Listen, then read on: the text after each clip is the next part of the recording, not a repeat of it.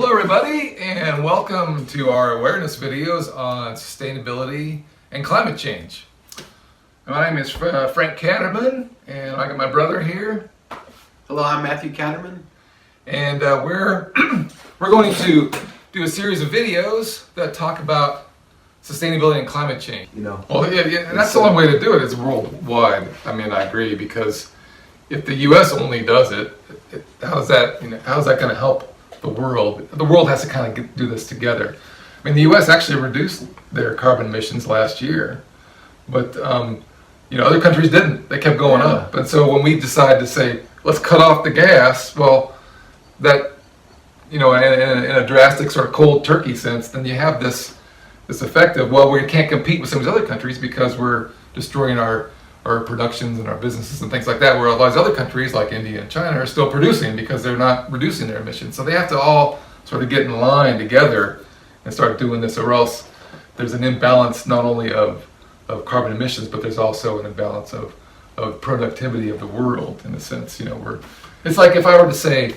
hey, everybody that believes in global warming, stop driving your cars tomorrow. Well, how's that going to help? That'll reduce it by half, or something like, each person. But then, how do they get to work? How do they, sustain their lifestyle? How do they, support their families, right? So, and they're going, oh, well, all these other people that don't believe in global warming, they can still go get their job. They're still making money. So that's obviously a ludicrous solution. So you have to do it in a measured and a nice, organized fashion, or else it sort of causes more and more problems. Well, you were talking about one time you want to have policies or legislation that incentivize people for doing it. Yes, that's right. So you're talking about that before incentivization. Yeah. So some of these laws coming out are starting to do that. For example, there's one that was just passed in 2021 called the Growing Climate Solutions Act, which gives landowners or farmers the opportunity to sequester carbon dioxide and generate carbon credits in this carbon market that we're talking about,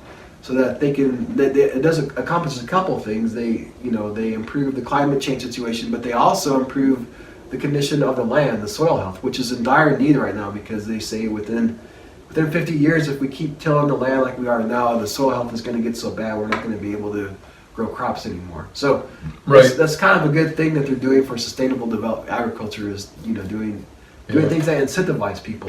So there's legislation that can do that. And I think that's the role of government. More and more they encourage things through whatever tax credits or other incentives, then it does certainly help, because then people are more motivated to do it on their own instead of being forced to. And so it's like I was telling you about the solar stuff here, where as they give more and more incentives to people that start putting solar panels on the roof, that's great, but then the power companies can't seem to keep up with some certain areas and how to absorb some of this power and what to do with it when there's extra power and so forth, and how to distribute it properly. So they start to put blackouts on houses in certain areas because they can't handle that.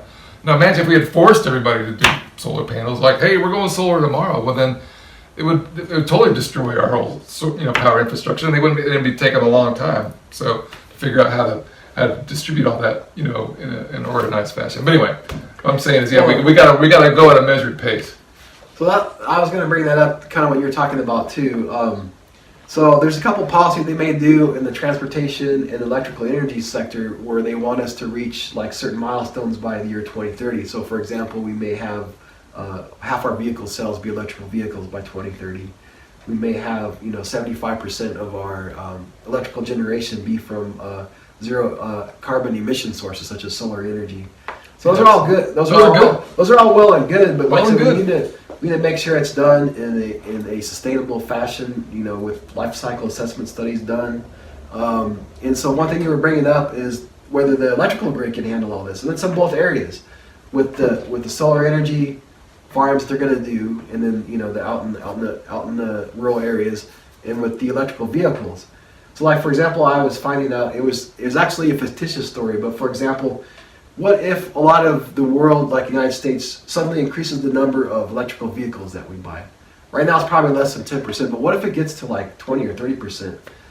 What's the load going to be on the electrical system, the electrical energy system? Exactly. And so it happens with all these power outages in Texas and California. Just during this last summer, I saw an article that said that there was a big heat wave in California, and there were power outages, and so there was like a false Facebook post that said that the power companies were asking the customers not to charge their vehicles. But that they said that was false, but I could easily see that happening. Well, yeah, it doesn't mean if it couldn't happen. If you're going to increase your number of electrical vehicles, so like say like 10%, like or more of the population, you might get that situation right away. You know, where the electrical companies are asking people to not charge their cars. So how are you going to get to work now and stuff? You know. So well, no, that's a good point because right now, I'm not saying we should get rid of electric cars now, but I mean, we need because they're important as we switch over to more and more sustainable type power production and non-fossil fuel power production. The more we can use electric cars, and then it becomes more efficient that way. Because right now, if somebody plugs in their